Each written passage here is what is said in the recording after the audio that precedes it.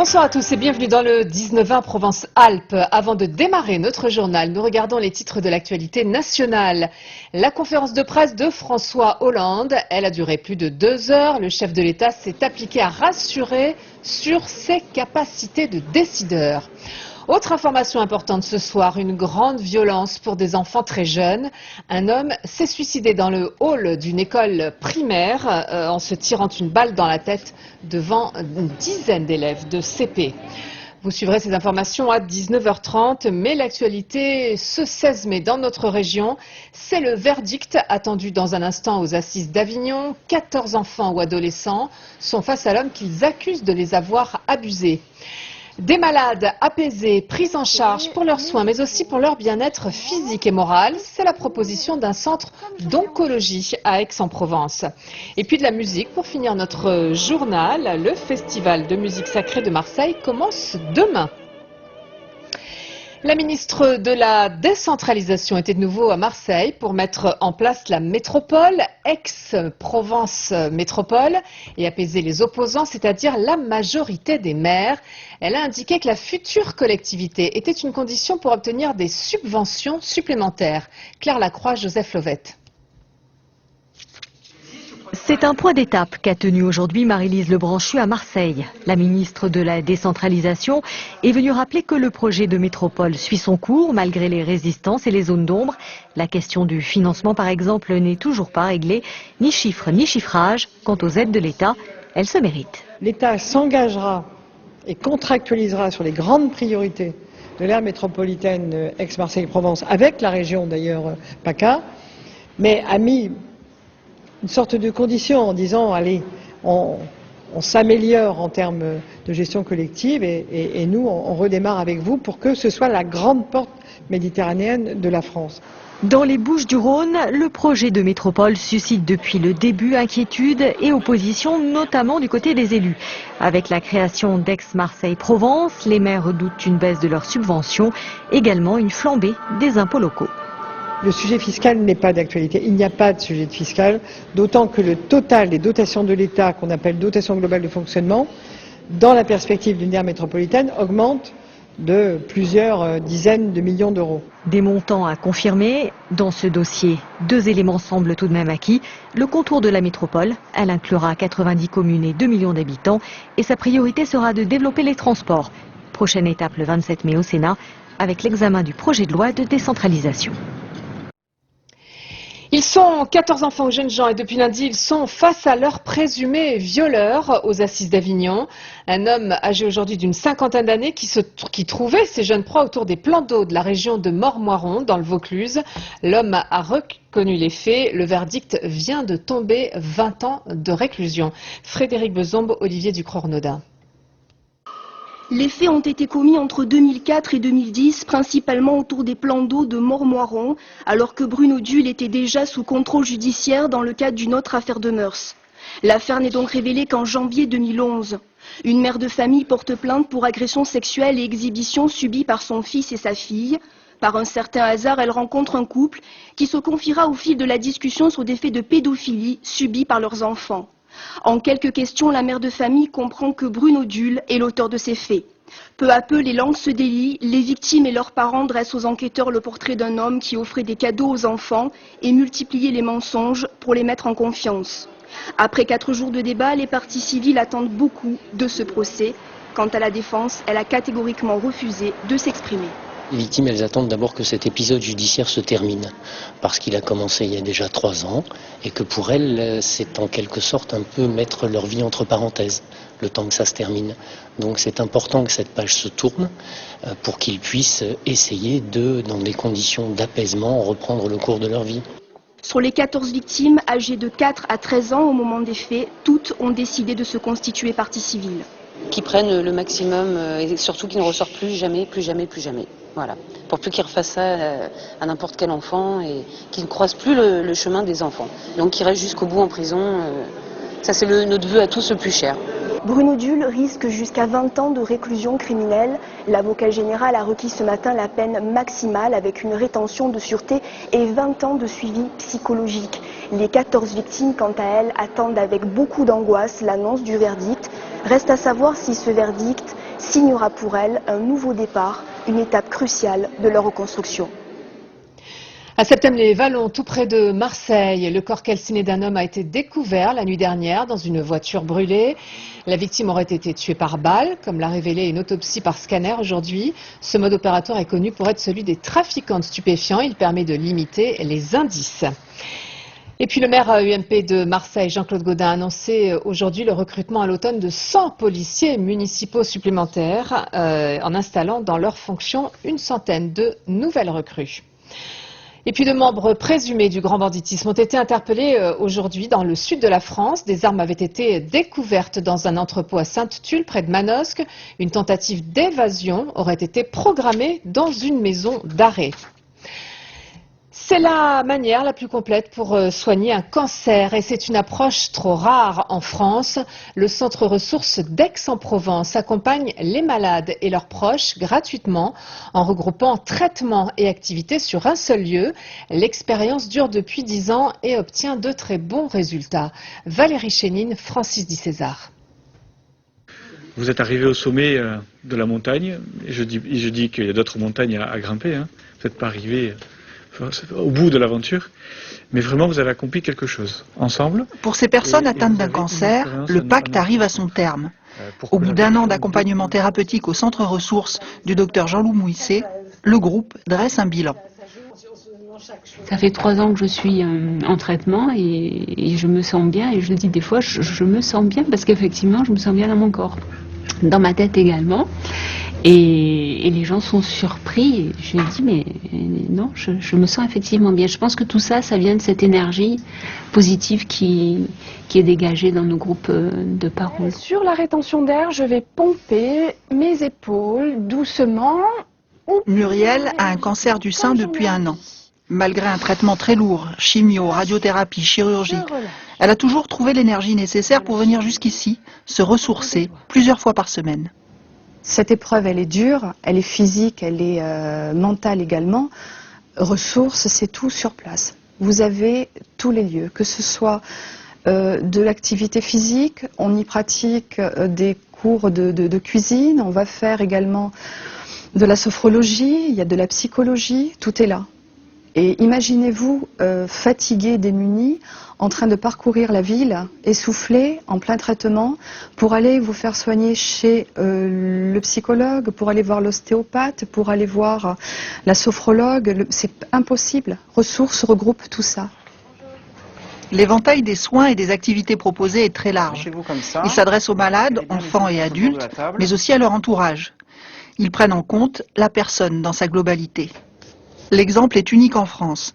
Il s'appuie sur les travaux d'éminents oncologues, tels Barbara Andersen, qui a publié des résultats étonnants, divisant par 2 le taux de récidive des patientes atteintes de cancer du sein. Ici, on va aider la personne à devenir actrice de sa santé. Et on va essayer de lui redonner, de l'aider à retrouver un sens à cette vie. Pourquoi j'accepte des traitements? Peut-être parfois pour des années. Donc c'est ça qui est nouveau, c'est que d'abord 900 mètres carrés, 75 bénévoles, vous créez pas simplement des soins ponctuels, vous créez une dynamique de soutien entre les thérapeutes, les patients, et vous créez de la rencontre. Le centre ressources repose sur la générosité des dons privés. Les soins sont gratuits. En l'absence d'aide publique, les projets de création de nouveaux centres prennent du retard. Ils prendront aussi en charge la prévention et l'information sur le cancer. Une maladie qui concerne aujourd'hui chacun de nous, directement ou par ricochet. On nous a appris à nous écouter, à prendre soin de nous.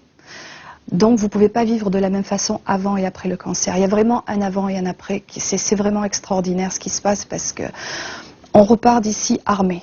On a appris des bases qui sont très importantes, mais une confiance en nous également qui est apparue que nous n'avions pas pour la plupart avant. Et nous parlons rugby maintenant. Samedi aura lieu à Dublin la finale de la H-Cup entre les 2 meilleures équipes françaises qui ont dominé le top 14 cette saison, Toulon et Clermont. Les joueurs sont partis ce matin de hier. Une partie des supporters est déjà sur place dans les rues de Dublin, des supporters très enthousiastes et très confiants. Et ils sont là, et ils sont là, et ils sont là, les Toulons. Certes, ils ne sont qu'une petite centaine pour l'instant, les supporters toulonnais dans les rues du quartier historique et touristique de Dublin, Temple Bar, à entonner les chants rouges et noirs. Ils seront 2000 samedi au total à venir supporter leurs favoris pour cette première européenne. Les Clermontois annoncent eux 4000 fidèles, mais le match se jouera sur le terrain et là, dans le sillage d'un étincelant Johnny Wilkinson, rien ne peut arriver aux Varois. J'ai envie d'aider mon équipe et c'est avec ce pilou-pilou qu'en fin de compte, je vais pouvoir les transporter vers la victoire. Nous, on est organisés, bon, on ne peut pas emmener non plus 2000 personnes, mais bon, on amène chaque fois on amène une cinquantaine de personnes, c'est sympa, et on a un petit groupe sympa et on aime la Coupe d'Europe. Et on espère qu'on va la ramener à Toulon. Vous avez confiance dans cette équipe de vieux briscards du RCT? Oui. Et Wilco, il va nous mettre un drop à la fin du match. À la cirée, il va nous mettre un drop. Et on gagne 2-3 points.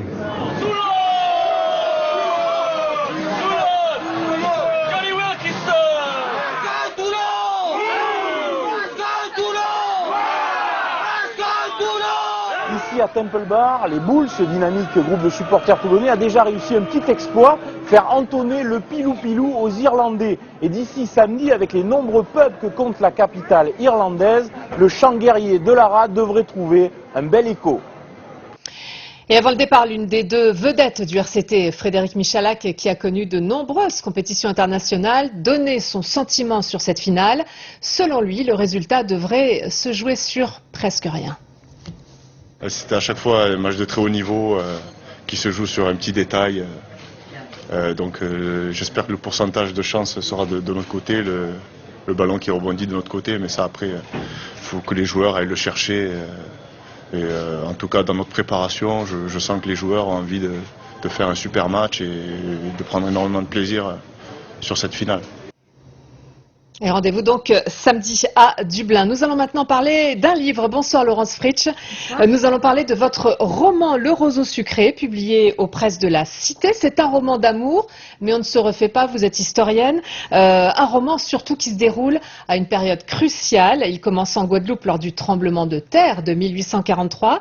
Il se poursuit à Marseille jusqu'en 1854.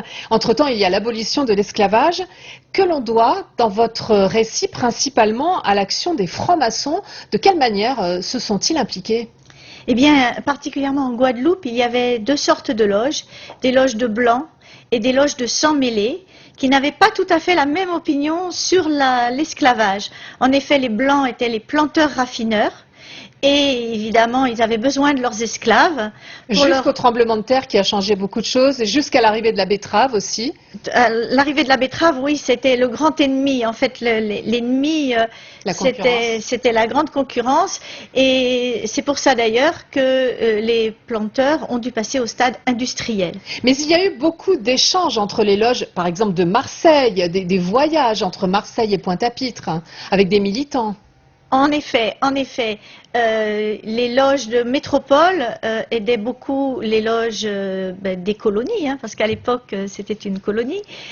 En métropole, il y avait aussi Paris, où Schœlcher et Bicêtre faisaient aussi leur travail auprès du ministère. Et à Aix et à Marseille, nombre de loges avaient des prolongements aussi dans des cercles républicains où on apprenait ce que c'était que la citoyenneté et où on aidait en effet ceux qui arrivaient des colonies.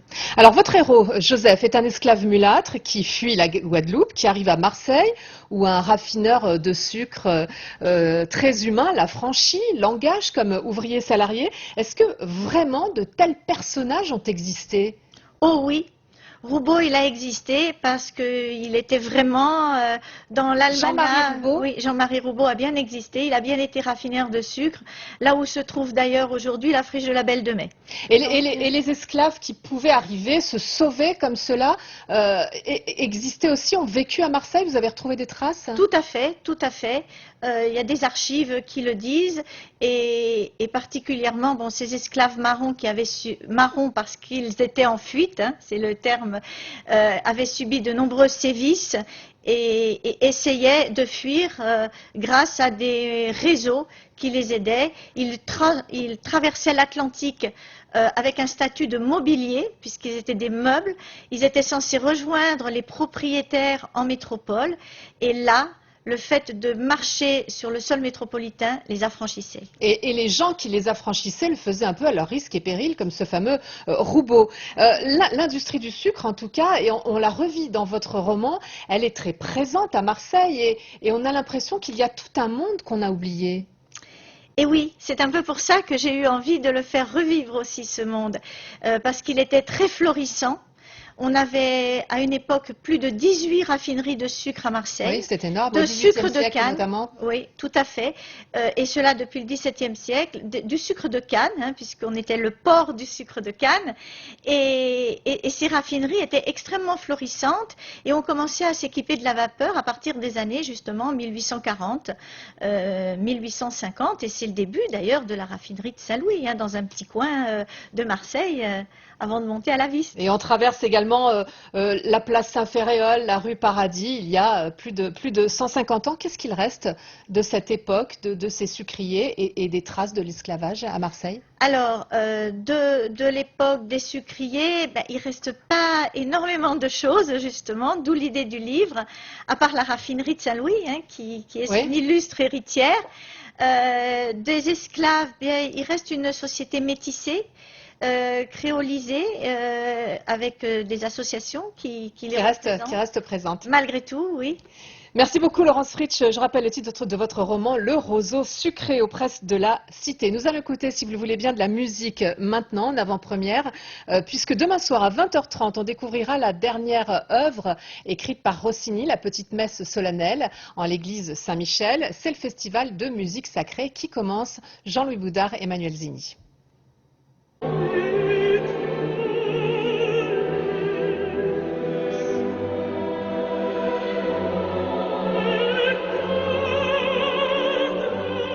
C'est une petite messe, mais une messe solennelle que son compositeur Gioacchino Rossini qualifiait de péché de vieillesse. Rossini a 71 ans lorsqu'il décide de composer cette œuvre écrite à l'origine pour 4 solistes, un chœur et 2 pianos. Il en fera par la suite une version orchestrale dirigée ici par le grand chef italien Paolo Arrivabene. Une version qui donne toute sa puissance à cette œuvre tardive. C'est vraiment un testament culturel et musical de Rossini. Et on entend dans cette musique quelque chose qui va à prévenir ce qu'on entendra après. Il y a une modernité là-dedans incroyable pour les périodes. C'était 1864 et 63, 64. Et pour l'époque, c'était quelque chose de vraiment étonnant.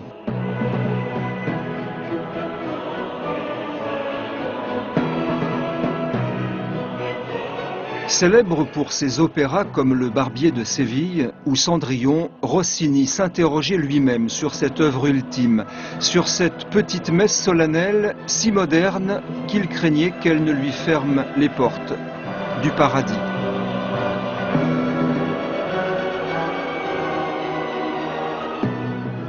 Et festival jusqu'à la fin du mois de mai à Marseille. Dans l'actualité de ce jour, je vous rappelle qu'aux Assises d'Avignon, 20 ans de réclusion, dont 2 tiers incompressibles, ont été prononcés contre Bruno Dull, accusé d'avoir abusé de 14 enfants entre 1999 et 2011 dans la région de Mormoiron, principalement autour de plans d'eau.